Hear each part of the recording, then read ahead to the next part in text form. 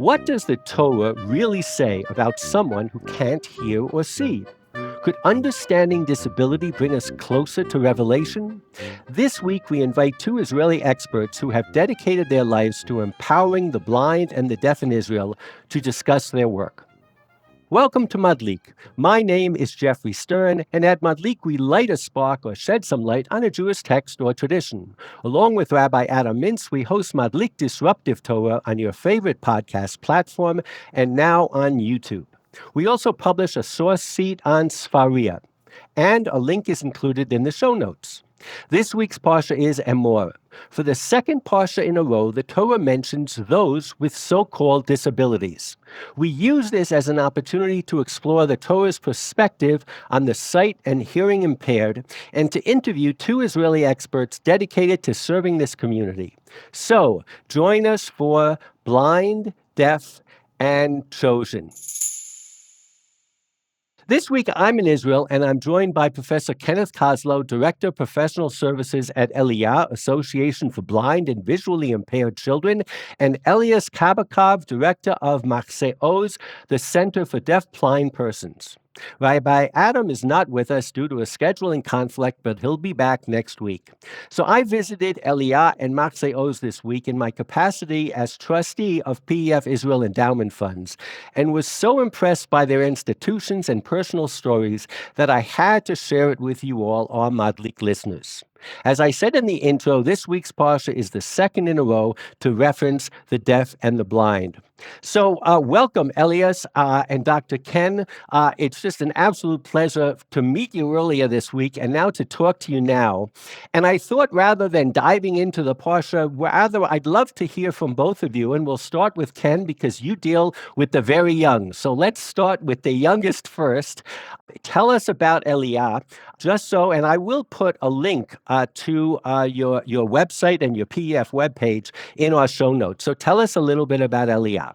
Okay. Elia was founded about over 40 years ago by that time, young teacher who had been in the United States, was trained to teach the blind and visually impaired, and came back to Israel and found that there was no such facility. She started in a rented apartment with 6 children. We've now grown to 5 centers, 160 children all over the country. We basically take children, infants from age 6 months to age 6 years, who are either blind or severely visually impaired. They may have other handicaps. And we have a day center. They come to us at about 7:30 in the morning until about 4 o'clock in the afternoon. The transportation is paid for by the local communities, the local cities. The government subsidizes most of the tuition, depending on the parents' financial status. And we are a private organization. We get government support about 70-80% of our budget, and the rest is by donors from around the world and in Israel. We provide both visual stimulation, physical therapy, occupational therapy, speech therapy, dietary advice, emotional support for the kids, for the staff, and for their families. We like to say that we don't treat eyes, we treat children. And we don't just treat children, we treat families. When we take in a family, we say we don't take in an infant, we take in a family with an infant, because the constellation of the entire family is as important as dealing with the infant. What we try to do is really epitomized by the sentence that you picked, Lifnei iver lo titen mifshol. Now, what does that really mean? I've often said that... Translate it for our users. You shall not place a barrier, or in this case, a stumbling block before the blind. Fine. That actually sounds more reasonable than you should not insult the deaf. Why shouldn't you insult the deaf? They can't hear you anyway. That makes less sense from them. Okay, I understand. Don't put a stumbling block in front of the blind, but if I say, hey, you're a deaf idiot, the person didn't hear me. I don't need to say that for real. I'm just using an example. So that makes that's less understandable. But they both prove my point, which is that the Torah, just like, when we read great literature, if you really want to understand great literature, you cannot simply read it. For instance, when I was taught Hamlet, there was a phrase in Hamlet, get thee to a nunnery. Now that seems rather clear, telling a woman to go to a convent. Do you know what it actually means? It means go to a whorehouse. A nunnery at that time was a code word for a brothel.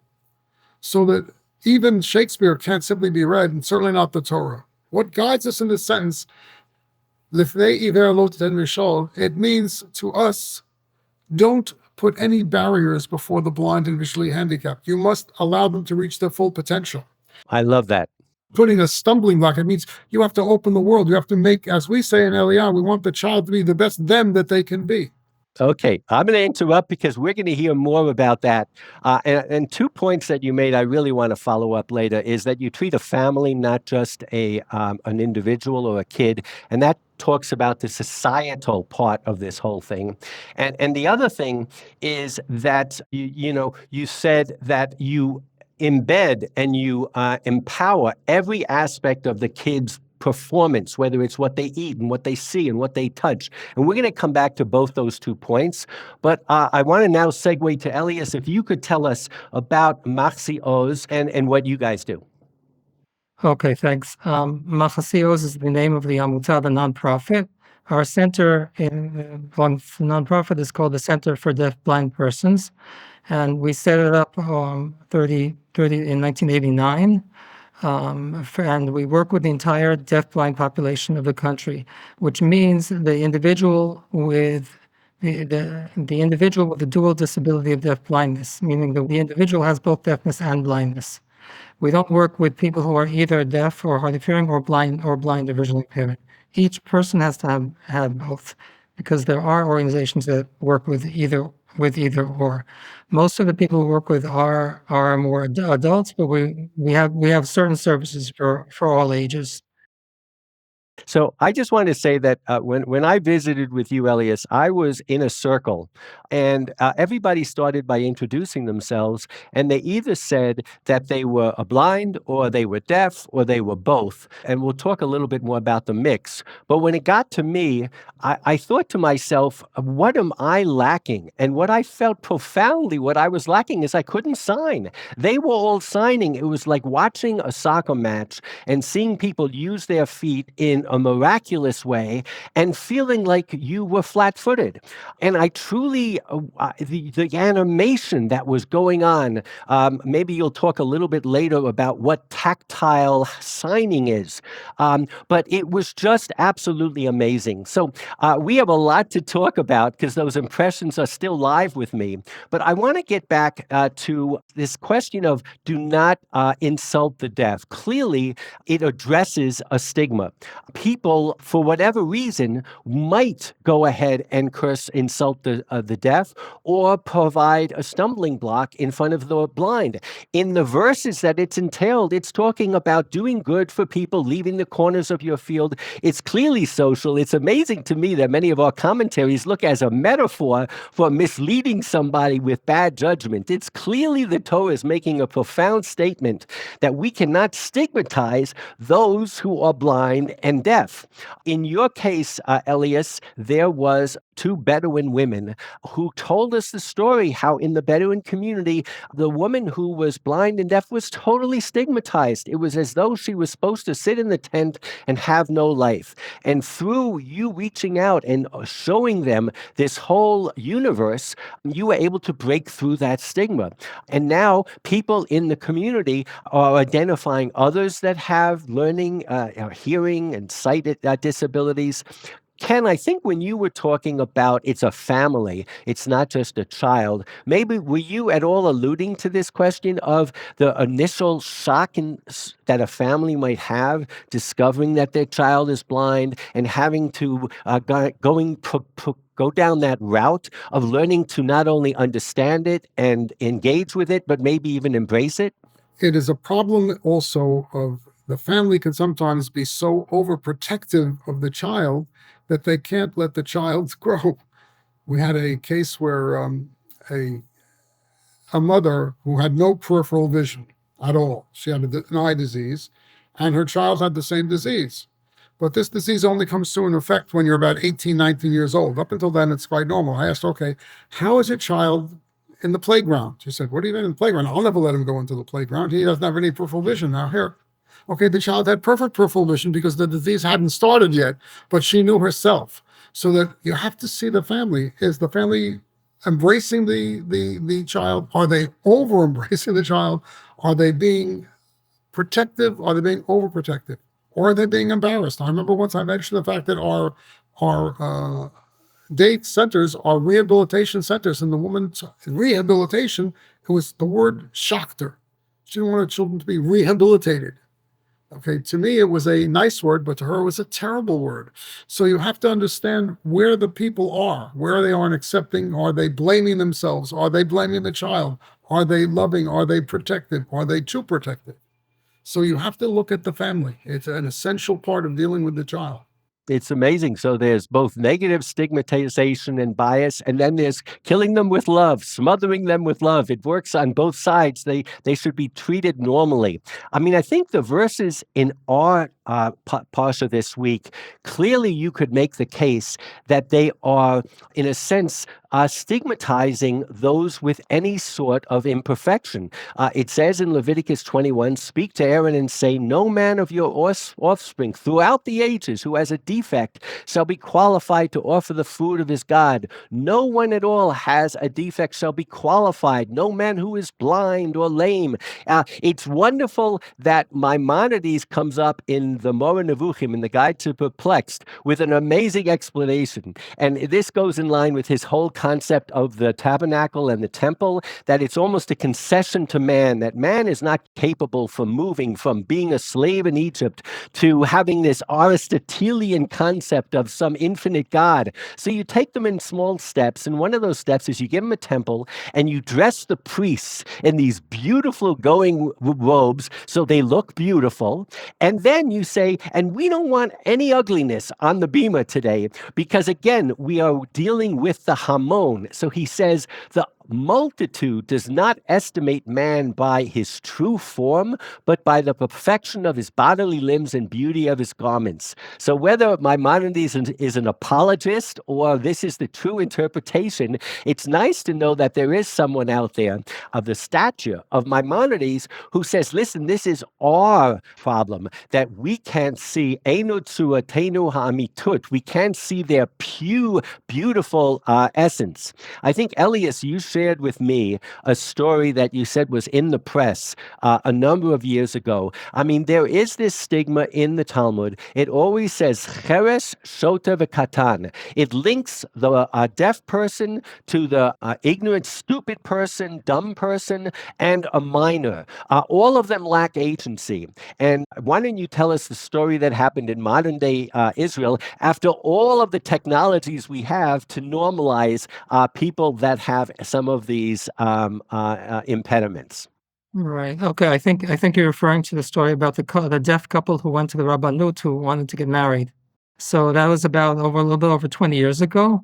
A deaf couple in Haifa went to the Rabbanut because they wanted to get married, and the ketubah they were given was a ketubah that was similar to people who have developmental disabilities, and they weren't happy about that because they were cognitively fine, this couple, and actually the chatan, the groom, the man, he had just graduated Technion, the highest, which in Israel is the highest technological university in the country, a very high level. And it was clearly not appropriate for him. Today, fortunately, things have advanced, and there is understanding, and there are often deaf people. Deaf people are usually given a regular ketubah, and there also is a deaf rabbi who uses sign language who could be at the rabbanut to accept the people as well. There's one in the country. So things have really, really progressed, and what you're saying is, at least according to the Rabbanut now, the mashma'ut, the ramifications of a cheresh, as it is in the Talmud, it's understood that if you can sign and if you can communicate, and if you can, there was a person in the group the day I came to visit you, Elias, who just got an MA. Did they say he was the first MA person for blind and deaf in the country? Well, actually, he was the first deaf-blind person who uses tactile sign language to get an MA. He uses tactile sign language. What's the significance of it? In the class, if you've heard, deaf people who go to university or colleges, they have a choice of getting a sign language interpreter or real-time captioning, someone typing what is being said in the lecture. And that's the form of accessibility that they're offered. Now, a deaf-blind person can use, like you saw in our group, tactile sign language, the sign language that is used in the hands of a person. It can go at the same pace as speech. It's all signing and finger spelling, and it's not not just spelling every word. So anyway, so he is what I want to say is he is the first deafblind person who, throughout his entire master's degree, he had tactile sign language interpreters interpreter in the class with him, and he's the first one who actually got an MA using that form of accessibility. Well, it was amazing to me that I learned with the tactile signing is not only is it amazing to watch, one person is signing and the other person has their hand over the signing and reads it, but you gainfully employ deaf people who know sign language to be able to communicate tactilely with the other person. So we're really talking about empowering this community. Ken, I gotta believe when you talk about you're dealing with very young children, it's at that moment that they're giving self-esteem and that you're giving them the means to move forward in this world. You told me they're too young to learn Braille, so you just teach them to have a better sense of sense, feeling things, touching things, moving things around, dexterity than normal kids. Talk us a little bit about what you meant when you said whether it's the music, whether it's the food, whether it's touch. How do you give these kids the extra skills they need and the self-esteem? When you see our infants and children eat a meal at Elia, if they are blind, you will see that they actually dive into the food on purpose. We have them feel the feel. We have different textures. Now, if they're partially sighted or if they can see, we may use different colors. But for the blind, we use different textures of food, and we actually have them feel it. We're not going to waste time teaching them to use a spoon at the beginning. We want them to know what is a tomato, what is a carrot. Now, how do they do it? They do it with their fingers. We want to teach them. Look, I mentioned once that during the beginning of COVID, when people were wearing masks, I found that my hearing dropped tremendously because I couldn't see people's lips. I found out, much to my surprise, it shouldn't have been, that I actually hear with my eyes. And I also see with my ears, and I see with my fingers. So that we're teaching them to utilize these senses to improve the brain. By the way, when we describe something to a blind person, if I were to describe a visual stimulus to a blind person, brain testing has shown that areas in the brain that are connected to visual imagery are activated. Now, how can a person who's blind from birth have visual imagery? I don't ask that question anymore. I just know that that part of the brain works when it's tied into their fingers. So that is it the visual imagery that I have? No, but it's visual imagery. So they're seeing with their fingers. They have to be taught to use their fingers, to use their ears, so that this is a process. And the earlier we start, the more natural it becomes. And that's what we're doing, so that the meals, everything, when the physical therapist works with these children and works the different limbs, is working with them to improve, again, the sense of where they are, their internal imagery, which is also part. The very first thing that an infant organizes is their body. And then they project that out into space. So we have to work on the image, the self-image, in order to allow them. We also tell them, introduce them to guide dogs. Now, they're too young to use a guide dog, but we introduce them to the fact that there is such a thing as a guide dog, that there is a stick, a special cane that blind people use. Now, they can't really use it, but they get to know it. They have to be acclimated. We want to give them the tools to succeed later on. We use an example. When one of our graduates appeared on it, there was a TV program, The Secret World of 5-Year-Olds. And one of our graduates appeared with a bunch of other 5-year-olds. They went into a kindergarten. They just had the kids talk. And one boy asked them, "Can you help me find this?" And our graduate said, "Well, actually, see, I don't really see well. I can't help you do it. I may not be able to see well, but I know how to be a good friend." See, he knew what he could do, but he knew what he had. He knew what he had gained. So that's the type of thing we want. We want to give them the self-confidence to not see what they can't do, but to see what they can do. And that's what we work on constantly. Amazing. They're disabled, but abled in different areas. They are actually super abled in other areas. So, as I said, when I was sitting with Elias's group in the circle, I was feeling that I had to learn more. You're talking about the very young. Elias, tell us about your program to take what you're learning from the adults that you deal with for the elderly, who ultimately a high percentage of lose their sight, lose their hearing, and have to, at a much later age, learn what Ken was just talking about, that what do you do when you can't read the lips anymore, so forth and so on. Right. Okay. And a relatively newer program that we started in our center only about 2 years ago is for people who all their lives were hearing and sighted, and at the average age of 75, which is young today, they have deaf blindness. Mainly, we have a combination of the common eye diseases that older people have, whether it's AMD or other ones, and a combination with the natural hearing loss that 50 to 70% of the population that age also has. So they find themselves in situations where they are similar to deafblind people who we only knew who were younger until this point. And the numbers are growing exponentially because of people are living longer. And so what we've found is that using technology for these people and teaching them how to use technology in whatever way is very, very successful. And the stigma of elderly people not using technology we completely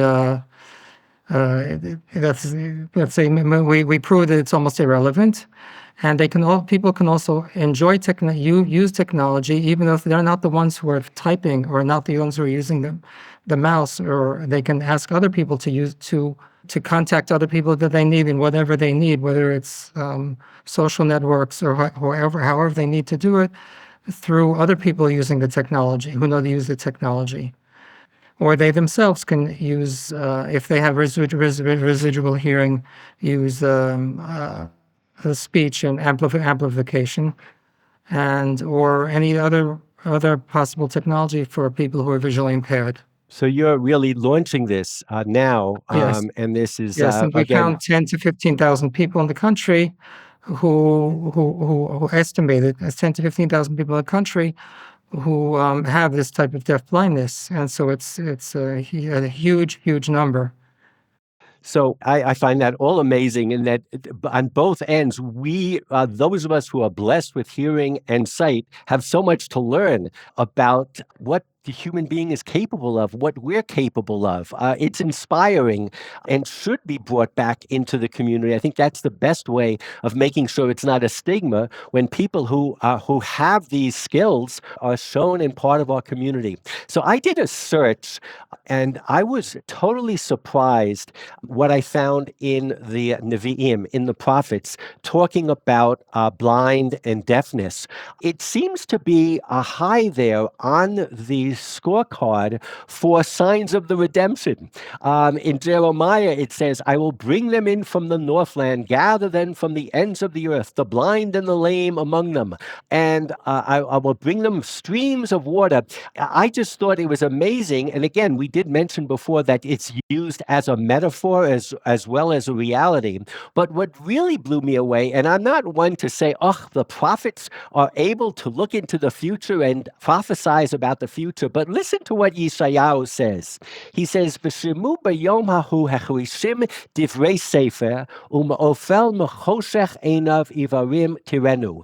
In that day, meaning in the future, at the redemption, the deaf shall hear even written words. What he's saying is that we will have the technologies so that the deaf will hear things that previously a hearing person couldn't hear. And the eyes of the blind shall see even in the darkness and obscurity.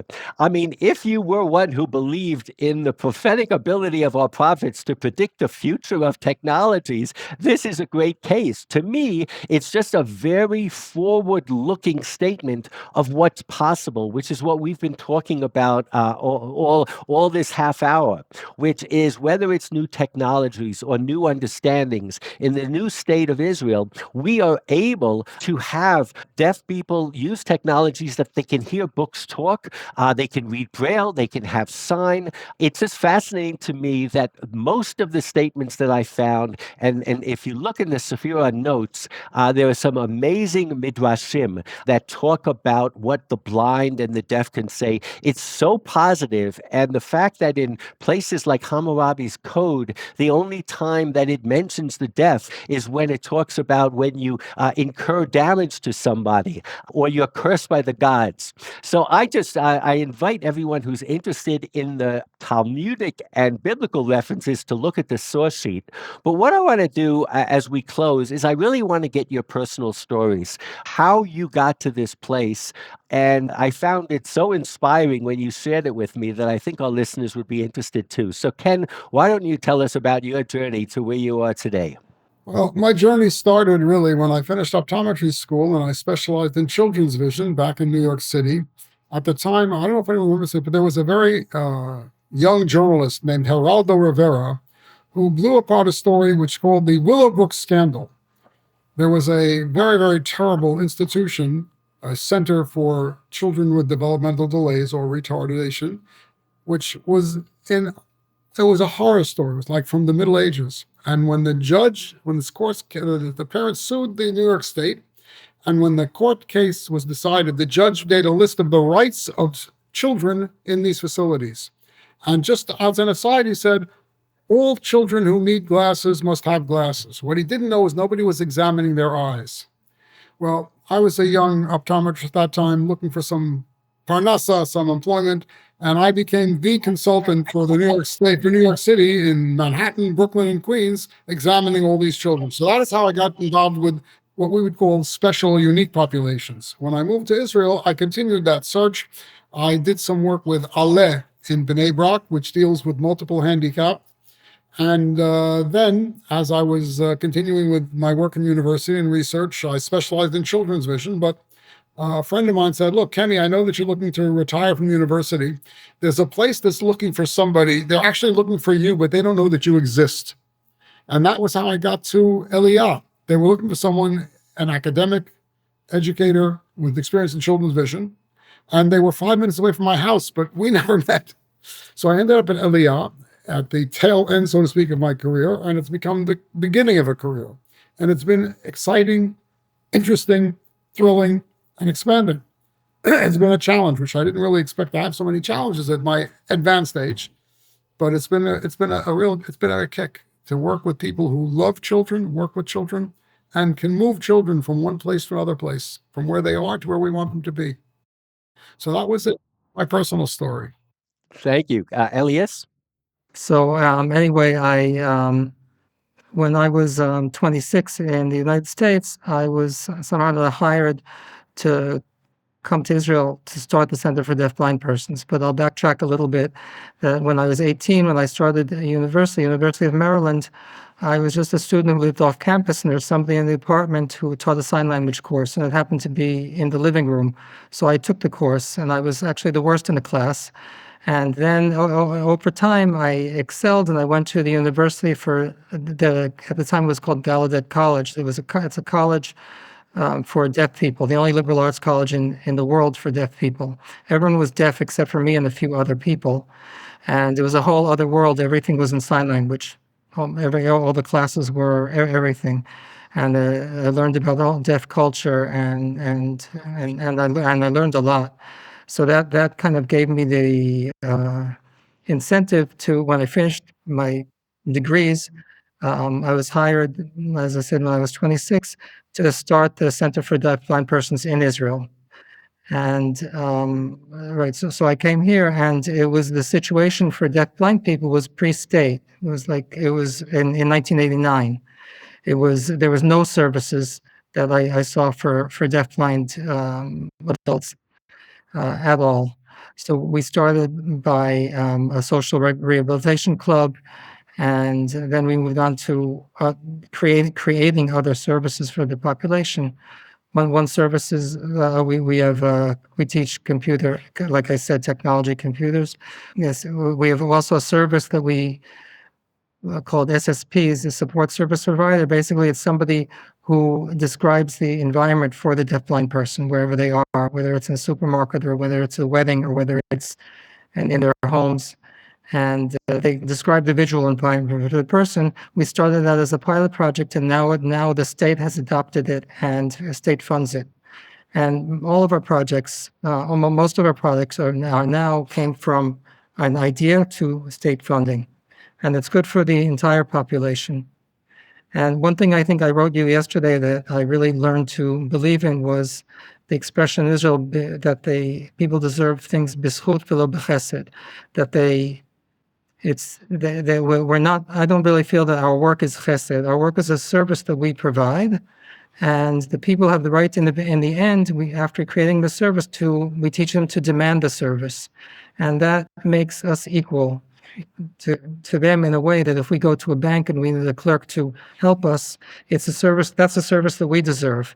So I try to create that. We try to create all our services on the same level, that the people can say, you're not being done a favor. This is a service, whether it's sign language interpreters, tactile sign language interpreters, SSPs, and other services we provide. This is a service that you deserve, that you can demand from the country. And many people have succeeded until then. And I wanted to say one more thing, that you brought up what basically we're talking about most of the time is accessibility. You said you were amazed by what you saw was going on, but I could sum it up in one word. And at our center, everyone had their accessibility. Everyone had their tactile sign language interpreter, and that's how they're in control of their environment, of what they were saying and what other people and what other people also were communicating to them. So I think that would be an amazing concept on another next podcast if you're talking about accessibility bringing the redemption. Amen. I mean, I think both of you are so fortunate, lucky, but also inspirational in that I have a feeling that what you do professionally and your Zionism and your Judaism are converged. And how lucky and fortunate and what a zechut that is, but an inspiration it is. You've both made Aliyah. You're obviously passionate Zionists. You're contributing to the state that you came to. It's just amazing and very inspirational. Thank you so much.